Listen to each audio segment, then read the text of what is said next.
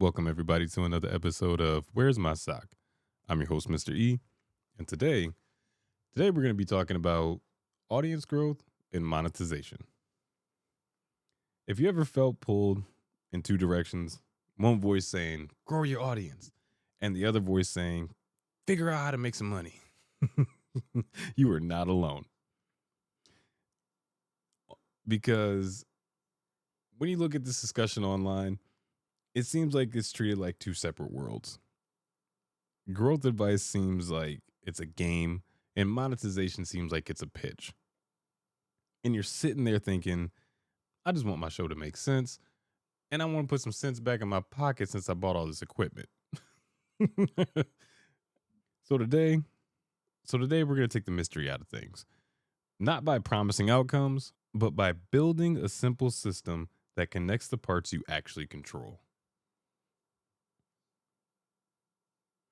Growth and monetization both get easier when the show is clear, consistent, and easy to follow. Not perfect, just clear. So, this is important because it's easy to do a lot of work that doesn't stack. You can post everywhere and still feel invisible if the episode title doesn't explain the topic. You can ask for support and get silence if the call to action isn't specific. Chase numbers and still feel lost if you don't know what the numbers are measuring. So instead of thinking, I need a bigger audience first, or I need to figure out how to make money first, think about these 4 steps. Step 1, make the show easier to stay with. Step 2, make the show easier to find. Step 3, give the listeners a clear call to action, a next step, if you will. And finally, choose a money path that matches the relationship that you've built. So let's get through some intro music, and then I'll explain how and what it can look like to grow your audience and monetize your show.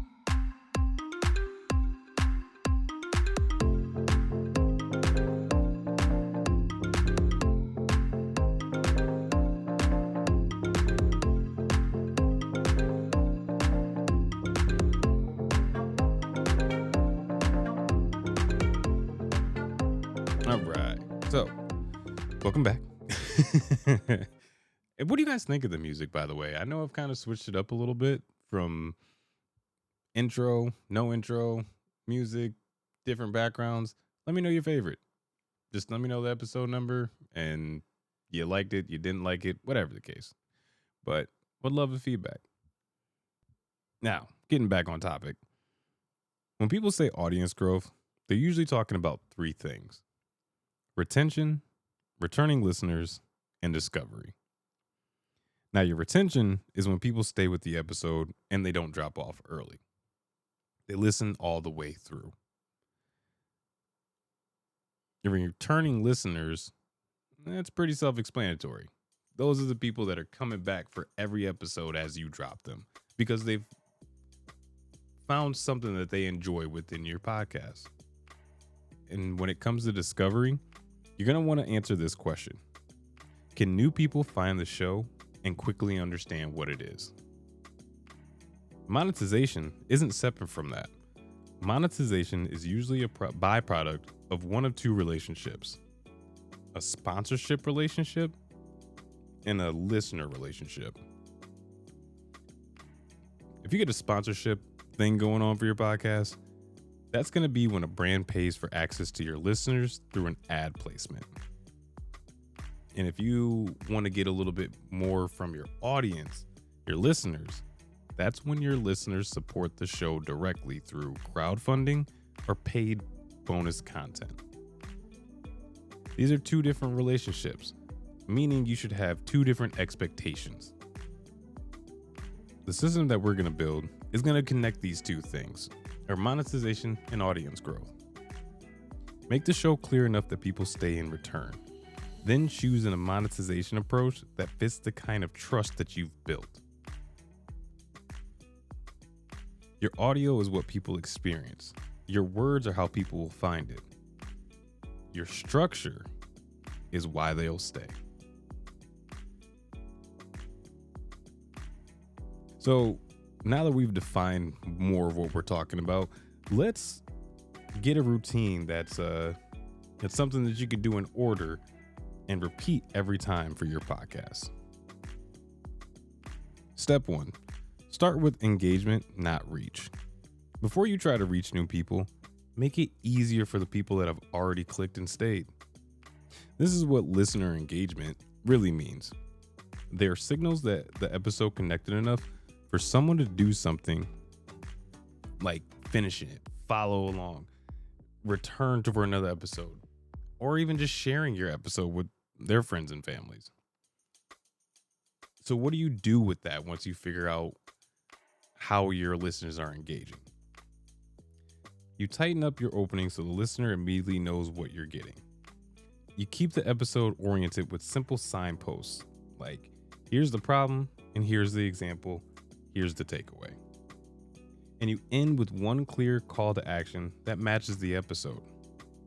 Not 5 asks, just one, because one clear call to action is easier to hear and easier to do. Step 2. If you do interviews, design them for the listener. Interview growth often dies in the middle, not because the guest is boring, but because the listener gets lost. So interview techniques at its core is listener navigation. You use follow-up questions that pull the guest into specifics. You give tiny resets when the conversation drifts away from the main topic. You translate jargon in the moment that you might understand because you're talking to the guest, but your listeners may not. And finally, you're going to want to act like the listener is sitting on your shoulder, tapping your ear like, wait, what does that mean? Now, that's not being controlling of the conversation. That's just making sure that you're clear so your listeners can still follow along and understand the conversation outside of the two people that are actually having the conversation. Another way of considering your listeners, I'm sure anyone listening now has been in a situation where you're having a conversation with someone and you can just feel like someone's eavesdropping. It can, now, depending on what you're talking about, that could be an eerie feeling. But when you're interviewing for your podcast, you have to keep in mind that there's people eavesdropping on this conversation. So I'm not telling you in real life to get used to people eavesdropping on you. People need to learn how to mind their business. But you have a podcast now and you want people to listen. So when it comes to your podcasting, lean into that uncomfortableness of someone eavesdropping in on your conversation, because that is what the goal is, I would hope, if you're doing interviews for your podcast. Step 3, use your hosting platform like a distribution system, not a storage box. Here's the simple model. Your hosting platform is where the audio lives and where your show feed updates. Podcast apps read that feed. This matters for growth because it affects consistency and presentation. Your host is where your episode titles, descriptions, and publishing details originate. If those are unclear, discovery becomes harder. And that matters for monetization, because sponsors and supporters both live in a world of discoverables. Clear publishing habits make your show easier to trust. Step 4, make the episode searchable with plain language SEOs. Basic podcast SEO is not a trick. It's a clarity in text. Your title should tell someone scanning search results what the episode is about. Your description should say it in normal words a listener would actually type. If your show is discoverable, people can find old episodes too. That's the growth that stacks, because your library starts working like a shelf and not a pile. Step 5, promote by sharing a reason, not a link. Social promotion is not post the episode, it's translate the episode. Instead of new episode is out, you share one clear slice, a question, a moment, or just a short clip from your episode. Something that makes sense, even if there isn't a link attached. When you're promoting your show, think of it this way. The link that you attach is the door to get them into your podcast, but the post is the sign that lets them know that they want to walk through that door. Step 6. Use analytics to choose one improvement at a time. Using analytics to grow means using your stats to spot patterns, like where do people drop off, which topics hold attention, and what keeps listeners coming back. Then changing one specific thing based on what you saw. The danger with analytics, though, is reacting to just one number. The useful move is picking one question, then using the metric that answers that question. For example, if people are dropping off early from your podcast, look at your opening and structure. If one type of episode gets more completion, study what made it clear to follow. If social posts get clicks but listens don't stick, the packaging may be clearer than the episode experience. Analytics doesn't tell you what to do. It helps you choose what to test next. Step 7. Choose a monetization path that matches the relationship. In this step, this is where we're going to bring sponsorship and crowdfunding in a more grounded way. So here's some basics around sponsorship. A sponsor pays for a specific ad placement with specific terms. What you say, where it goes, how long it runs, and how it's measured. Sponsorship tends to fit when you can deliver consistency and your audience matches what the sponsor wants.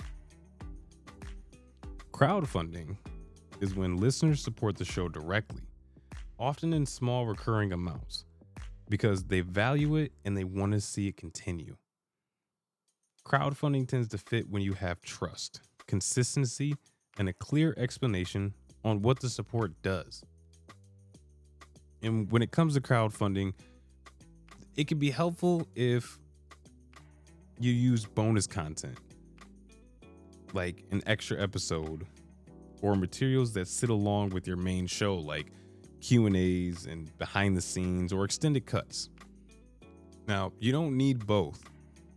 You just need to pick the one that you can explain simply, deliver consistently, and feel good about maintaining. Step 8. Keep the legal basics in view when money enters the system. Now, this is, again, an informational podcast. I am by no means any kind of financial advisor, planner, or anything like that. So, again, please just take this information, do your own research for your own situations, and apply it to your situations as you deem fit. Now that I got that disclaimer out of the way, let's talk about the legalities of things when money comes into play. Legal considerations are the basic permissions and rights issues, like using music you don't own, using clips you don't have the rights to publish, or getting guest consent, and being careful with claims that could create risk. Monetization can raise stakes. It doesn't mean panic. It means be intentional about what you use and what you publish.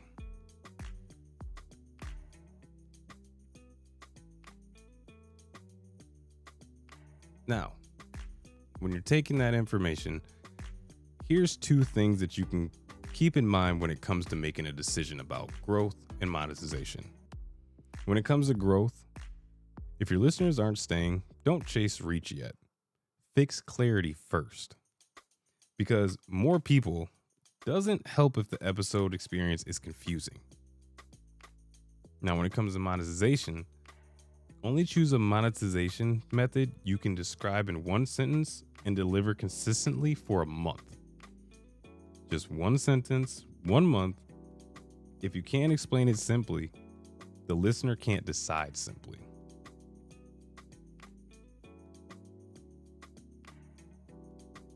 If you can remember this pipeline, it'll make things so much easier as you're navigating through getting monetization, as you navigate through trying to figure out how to monetize, and if you're thinking about growing your audience. And that pipeline is make it clear, make it findable, make the next step obvious, and choose a fitting money path.